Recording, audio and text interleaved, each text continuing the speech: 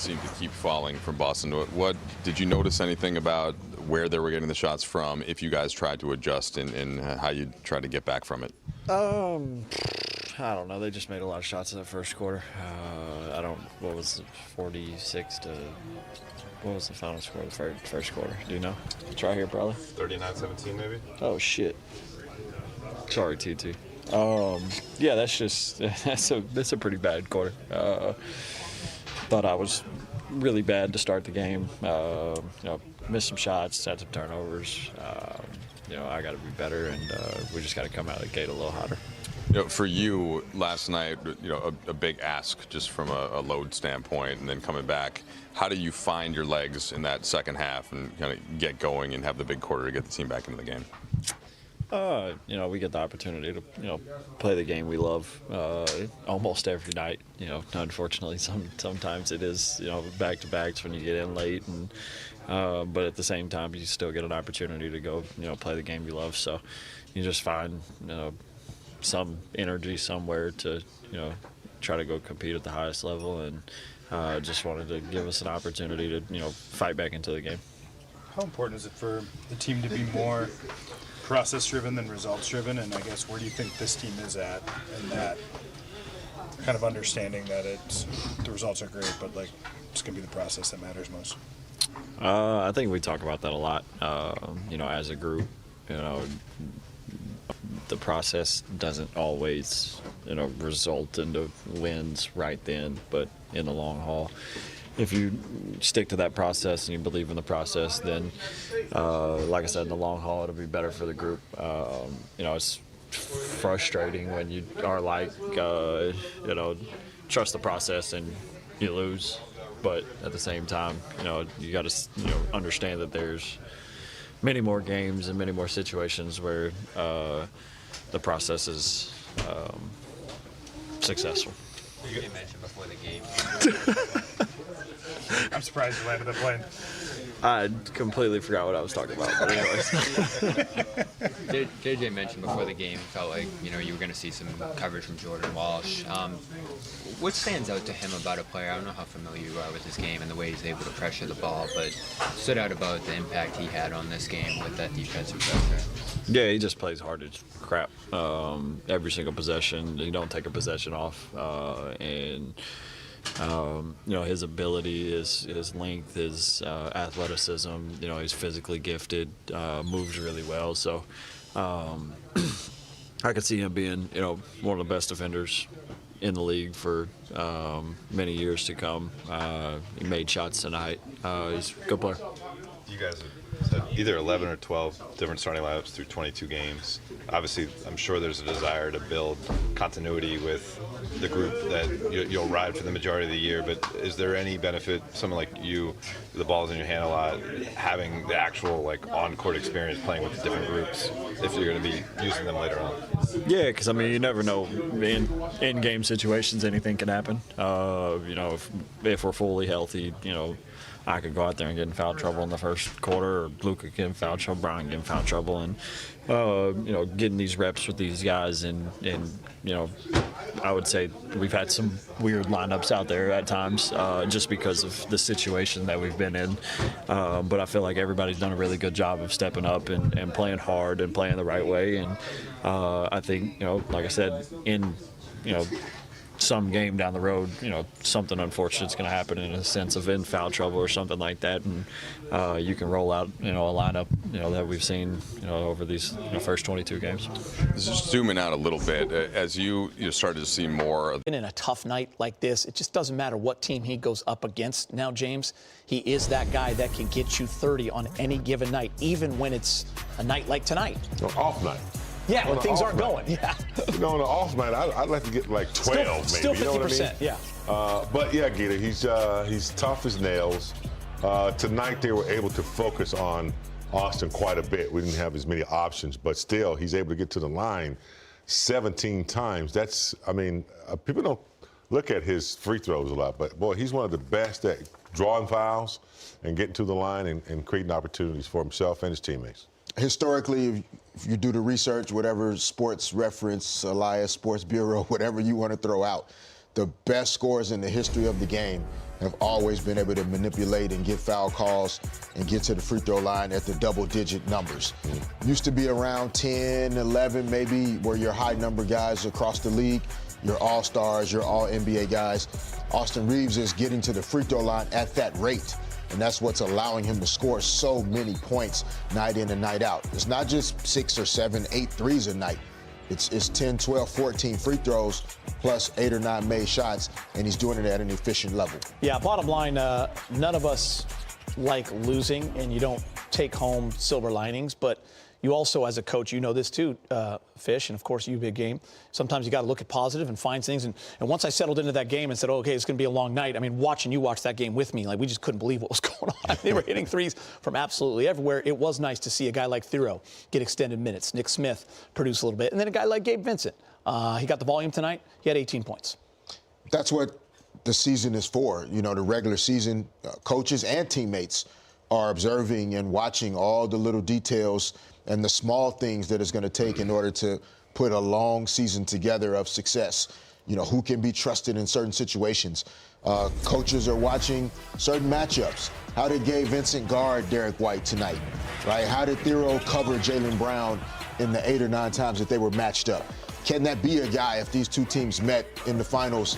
Can Thero guard Jaylen Brown to finish a quarter for 2 minutes while somebody else is in foul trouble?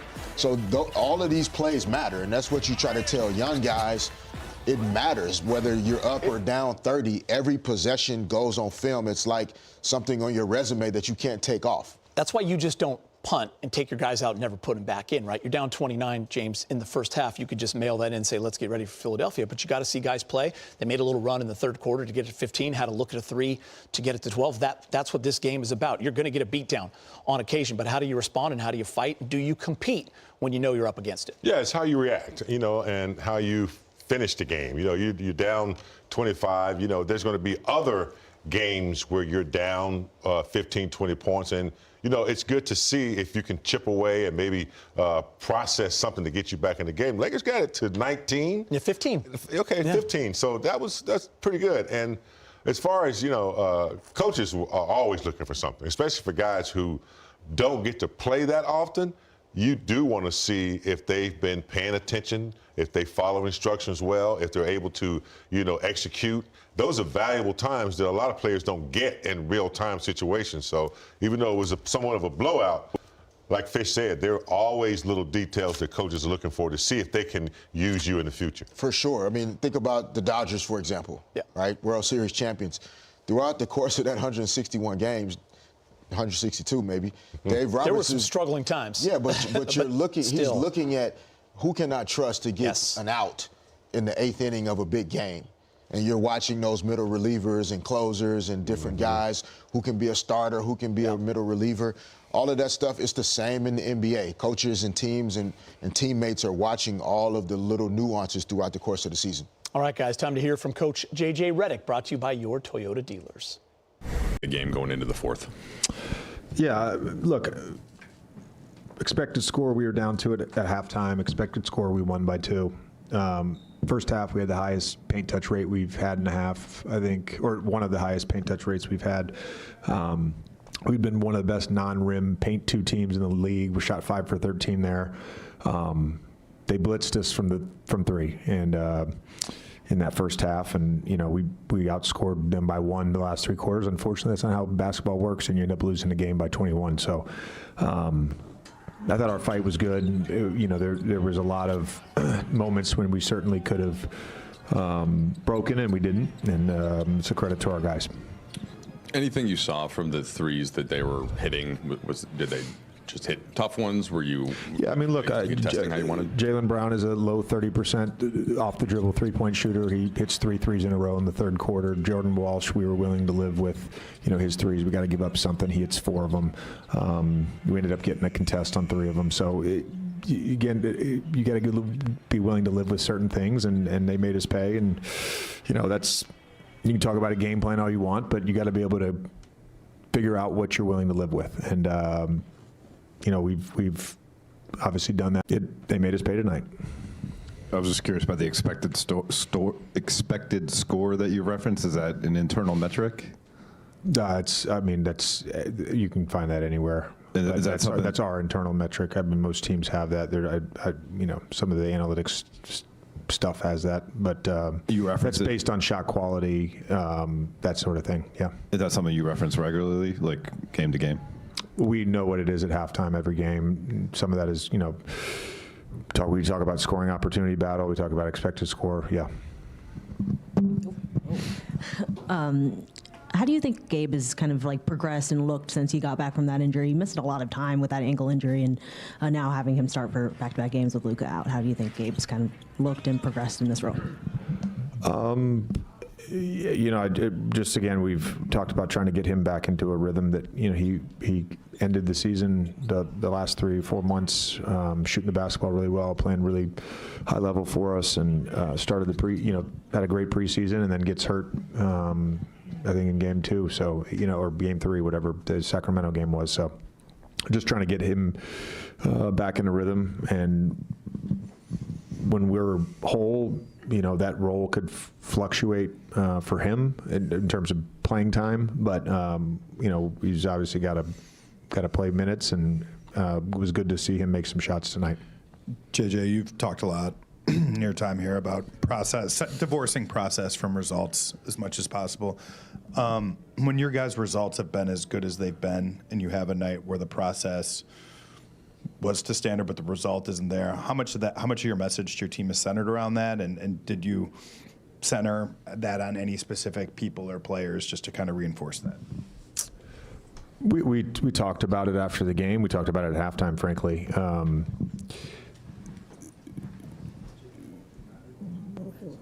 We, I think, way more consistently than we did last year, have, sort of audited and shown the team what we're auditing more consistently this season, and why we want those things, and trying to explain to them. So I don't think tonight was any different. The tape is not going to lie in terms of effort and physicality and all that stuff, but I thought our group fought, and I thought our group had the right spirit. Coach, you mentioned before the game that you've seen Derek White start to turn things around after a slow start shooting. Just what does it do for the Celtics when he gets going offensively? Yeah, I mean it's tough when you have guys that can break down their defender and force a reaction from the defense, and when the defense does react, outside of the Cada minutes, they played small, and those guys are capable shooters. Walsh, Josh, Derek White, obviously he's been on our laser board last season, and so it's a in terms of like their philosophy of how they're going to play and their roster, it's a great match, and Derek's a big part of that. You had mentioned that there's a chance that Luka's back on Sunday. Is that the hope for LeBron as well, like coming off of the back-to-back, or was there anything else that kind of popped up in that game? I mean, the hope for all the guys would be that they're available Sunday. That's the hope for everybody. Thanks, Coach. Yep.